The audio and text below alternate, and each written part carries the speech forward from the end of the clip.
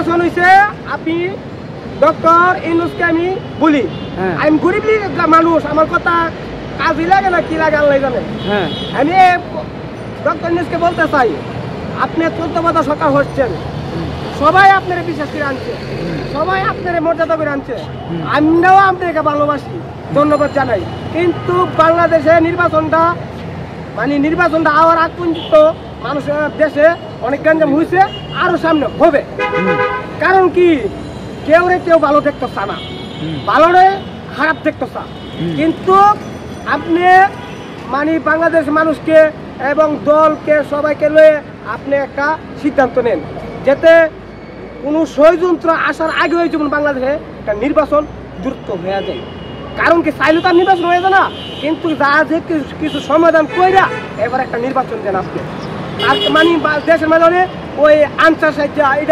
এটা সাজ্জা আন্দোলন নামে দেশের মাঝে একটা ঝুঁকিপূর্ণ আমনেরে পচাবার জন্য অনেক কিছু করতে। তো কত বছর সময় দিলে আসলে দেশের সংস্কার হবে? কত বছর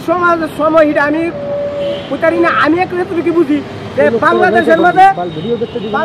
মাঝে আপনার যে দলমল যারা যে দরকার আইন পুলিশকে আরো শক্তিশালী করতে হবে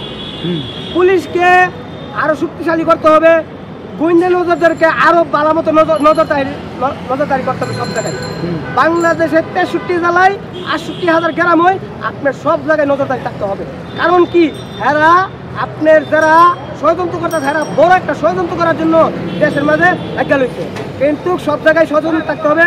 সব জায়গায় চেকিং করতে হবে প্রত্যেকটা গাড়িকে চেকিং করতে হবে প্রত্যেকটা প্রাইভেট গাড়ি চেকিং করতে হবে সব জায়গায় চেকিং নজরদারি থাকতে হবে কারণ কি কোনো জায়গাতে কোনো বিশৃঙ্খলা সৃষ্টি না করা যায় কোনো লুটপাট না করা যায় সব জায়গায় সচেতন থাকতে হবে সব জায়গায় আমি প্রধান উপদেষ্টাকে বলি স্বরাষ্ট্র উপদেষ্টাকে বলি আইন উপদেষ্টাকে বলি তথ্য উপদেষ্টাকে বলি সবাইকে বলি যে সব জায়গায় সচেতন থাকতে হবে কারণ কি